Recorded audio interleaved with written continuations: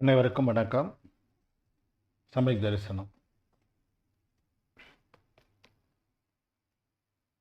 திரவிய சங்கரக நூலினுடைய 3வது அதிகாரத்தை நாம் பயின்று வருகிறோம். அவற்றிலே தியானம் குறித்து சென்ற பதிவிலே நாம் பார்த்தோம். அதற்கு அடுத்ததாக நமக்கு 49வது காதையிலே மிக முக்கியமான ஒரு கருத்தினை நமக்கு தெரிவிக்கிறார். இது பலரும் நீங்கள் அறிந்து கொண்டது தான். அதனுடைய விவரத்தினை நாம் இதில் கொஞ்சம் சுருக்கமாகவே பார்க்கலாம். பஞ்சமந்திரம் குறித்த சில தகவல்களை இந்த காதை நமக்கு கூறுகிறது. பெரும்பாலும் பல நூல்களிலே கூறப்பட்டிருக்கிற இந்த விளக்கத்திற்கு திரவிய சங்கரக நூல்தான் அடிப்படையாக இருக்கும் என்று நான் கருதுகிறேன். இது அடிப்படையில் வச்சு தான் இந்த கருத்தினை பலரும், பல ஆச்சாரியர்களும் சரி, நம்முடைய விளக்கம் கூறுகின்ற சாஸ்திரியார்களும் சொற்பொழிவாளர்களும் கூட இதனை விரிவாக நமக்கு கூறியிருப்பதை நாம் பார்க்கலாம். ஜப மந்திரம் என்று நாம் சொல்கிறோம். நமோ அரகந்தானோ, நமோ சித்தானோ, நமோ ஆயிரியானோ, நமோ வஜ்ஜாயானோ, நமோ லோயே சபசாகும் பஞ்சமந்திரம். இதுதான் நம்முடைய தாரக மந்திரமாக. அதற்கான சிறப்புகளை குறித்து நமக்கு நிறைய நூல்களிலே கூறப்பட்டிருக்கிறது. ஆதி மூல மந்திரம் என்றும் பலவிதத்திலும் இதனுடைய பெருமையை பலரும் பேசியிருக்கிறார்கள். இப்போ அந்த மந்திரத்தினை நாம் எவ்வாறு நாம் ஜபிப்பது, அதிலே பல விதங்கள் இருக்கின்றனவா என்பதெல்லாம் குறித்து இந்த காதையிலே நமக்கு சித்தாந்த சக்கரவர்த்தி விளக்கம் அளிக்கிறார். 49வது காதையில் பனதீச சோலச்ச பன சது துகம் ஏகம் ச ஜவக ஜாயேக பரமேட்டி வசயானம் அன்னம் ச குரு வயேசேன. இதிலே நமக்கு பரமேஷ்டிகள் அவர்களுடைய வாசயானம் திருப்பெயர்கள், பரமேஷ்டிகளுடைய திருப்பெயர்கள் எவ்வாறு அமைந்திருக்கின்றன என்று சொன்னால், பணதீச, தீச என்றால் 3, பண 5, 35 எழுத்துகளிலே இருக்கிறது.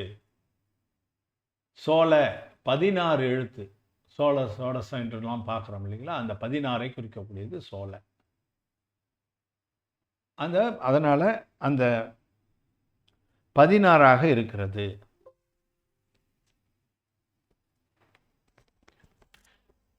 ஷா, ஷா என்றால் 6ஆக இருக்கிறது. பண 5ஆக இருக்கிறது. சது 4ஆக இருக்கிறது.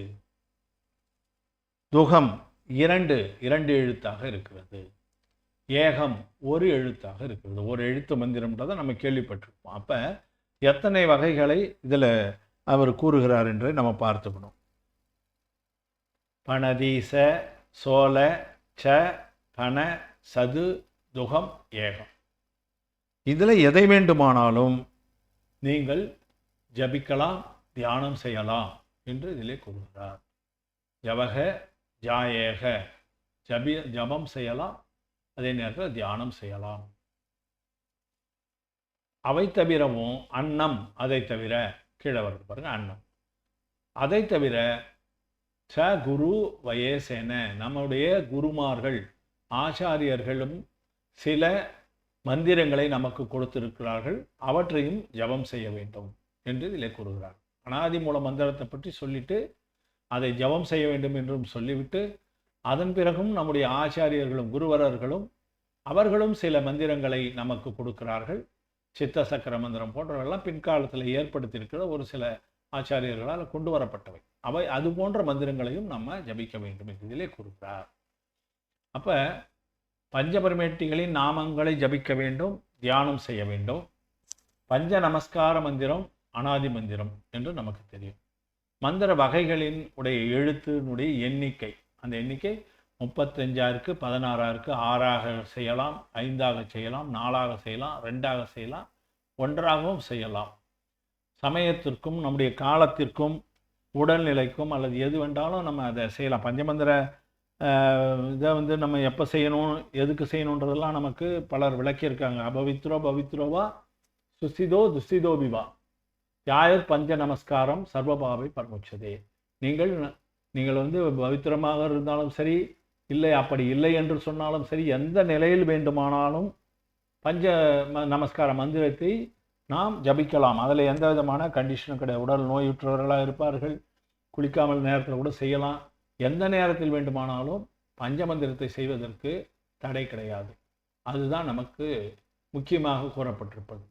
அதனால் அந்த நேரங்களுக்கு ஏற்றவாறு நம்ம பொறுமையாக நேரம் கிடைக்கிறது, நம்ம வழக்கமாக செய்கிறோம் அப்படின்னா அந்த 35 எழுத்து மந்திரத்தை செய்கிறோம். நமோ அரகந்தானம் என்பதில் 7 எழுத்துக்கள் இருக்கின்றன. இதில் ஒற்று எழுத்துக்களை விட்டுடணும், புள்ளி வச்ச எழுத்துக்களை விட்டுடணும்.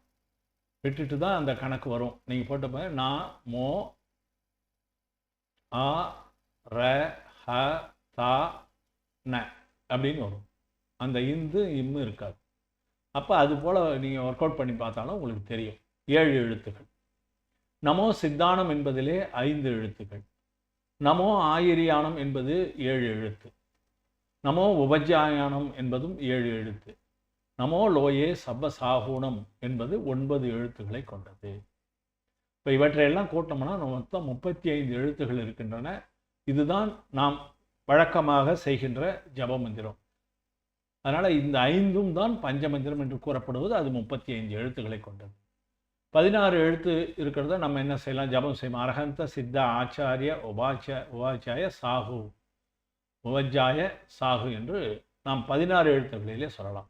அரகந்த சித்த ஆயிரியாய உபாஜாய சாகு என்று நம்ம இவற்றிலும் அரகந்த என்றால் 4, சித்த என்றால் 2 இத்துக்கு அங்கே ஒற்றை எழுத்துங்கிறதால் அதை விட்டுடணும்.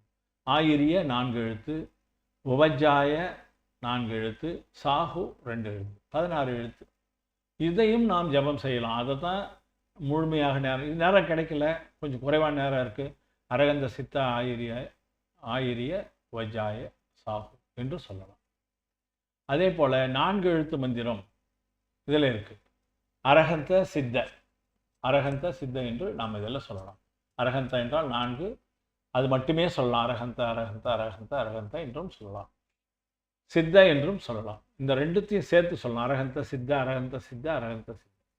அப்போ சேர்த்து சொல்லும்போது 6 எழுத்து, அரகந்த மட்டும் சொல்லும்போது 4 எழுத்து, சித்த என்று சொல்லும்போது 2 எழுத்தாக அது காணப்படுகிறது. இதில் பார்த்தீங்கன்னா 5 எழுத்து மந்திரமும் நமக்கு சொல்லியிருக்காங்க. இந்த காதையில் வரவில்லை, இருந்தாலும் அதை நம்ம சேர்த்துக்கலாம். அசியா உஷா என்கின்ற அந்த முதல் எழுத்துக்கள் அதைத்தான் கொண்டு வந்து ஒரு எழுத்து மந்திரமாக இங்கே நமக்கு அடுத்த ஒரு எழுத்து மந்திரத்தில் காமிக்கிறாரு. அதனால் நம்ம அதை தனியாக 5 எழுத்து மந்திரம் என்று சொன்னாலும் சரி, அவை எல்லாம் ஒன்று சேர்ந்த ஓர் எழுத்து மந்திரமாக நாம் நினைத்தாலும் சரி. இப்போ அந்த ஓர் எழுத்து மந்திரம் பார்த்திங்கன்னா அரகந்தர் அசரீரி என்று முதலிலே ரெண்டுத்தையும் ஒன்றா கூட்டும்போது முதல் எழுத்துக்களை மட்டும் எடுத்துக்கொள்கிறோம். அரகந்தரில் அசரீரி என்றால் சித்தரை குறிக்கக்கூடியது, ஏன்னா உருவம் இல்லாதவர். சரீரி என்றால் உடலை உடையவர், சரீரம் உடையவர். அசரீரி என்று சொன்னால் சரீரம் இல்லாதவர். அரகந்தருக்கு சரீரம் உண்டு, உடல் உண்டு. அவர் சித்தர் ஆகிற வரைக்கும். சித்தராயிட்டார்னா அந்த உடலும் போயிடும். அதனால் அவர் அசரீரி என்றும் நமக்கு குறிக்கலாம். அதன் ரெண்டுத்தினுடைய முதல் எழுத்து ஆ. அந்த ஆவும் கூட்டினீங்கன்னா வடமொழியினுடைய புணர்ச்சி விதின்னு சொல்லுவாங்க. இதை வடமொழியில் இந்த ஆவும் கூட்டும்போது ஆ என்ற ஓசை வரும். அதே போல் அந்த ஆவா கூட ஏற்கனவே வந்திருக்க அந்த ஆ என்ற அந்த நெடில் எழுத்து கூட ஆச்சாரியர் என்பதனுடைய முதல் எழுத்தாக இருக்கிற ஆ நெடில். அப்போ 2 ஆ நெடில் ப்ளஸ் ஆ நெடில் ரெண்டும் சேர்ந்தாலும் அது ஆ நெடிலாகத்தான் இருக்கும், ஏன்னா ஓசை மாறலை.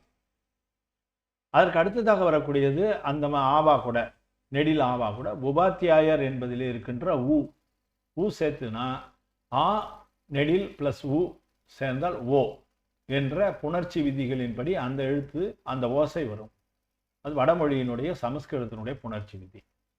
அதே போல் அந்த ஓவா கூட முனி என்பதிலே இருக்கக்கூடிய முதல் எழுத்து, அது இம்மு தான் அதனுடைய முதல் எழுத்து. ஏன்னா அந்த மந்திரம் முடிய போகுது இல்லைங்களா, அதனால் அது மெய்யெழுத்தோடு அது முடிகிறது. அந்த மெய்யெழுத்தை மட்டும் எடுத்துக்கிறோம். முனியில் இருக்கக்கூடிய மா இ ப்ளஸ் உ, இம் ப்ளஸ் உ தான் மூ. அப்போ அந்த இம் ப்ளஸ் ஊன்றது முதல் எழுத்து இம். அந்த இம்மை எடுத்துக்கிட்டா ஏற்கனவே ஓ, அந்த ஓவா கூட சேர்ந்து இம் சேர்ந்தால் ஓம். அந்த ஓம் என்ற எழுத்து தான் ஒரு எழுத்து மந்திரம். இந்த ஒரு எழுத்து மந்திரத்தையும் நாம் ஜபம் செய்யலாம். உங்களுக்கு நிறைய இடத்துல சொல்லியிருப்பாங்க.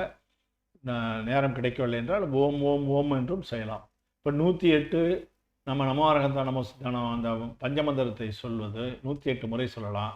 இந்த ஓம் என்பதை 1008 முறை சொன்னாலும் ஒரு ஜபம் கணக்கு வருகிறது. இவையெல்லாம் நமக்கு ஆச்சாரியர்கள் ஒரு கொஞ்சம் அவ்வப்போது பல புதுமையான விஷயங்களை சொல்லி நமக்கு இந்த தியானம் செய்வதற்கு பழக்குகிறார்கள். அதன்படி பார்த்தீங்கன்னா இது ஓர் எழுத்து மந்திரமாக இந்த ஓம் என்பது இருக்கிறது. அப்போ அந்த ஏற்கனவே சொன்னது போல 35 எழுத்து, 16 எழுத்து, 6 எழுத்து, 5 எழுத்து, 4 எழுத்து, 2 எழுத்து, 1. அந்த 5 தான் அசியா உசா என்பதனை அந்த இடத்துல நான் குறித்து நம்ம தெரிந்து கொள்ள வேண்டும். அதை அதில் நான் குறிப்பிடவில்லை.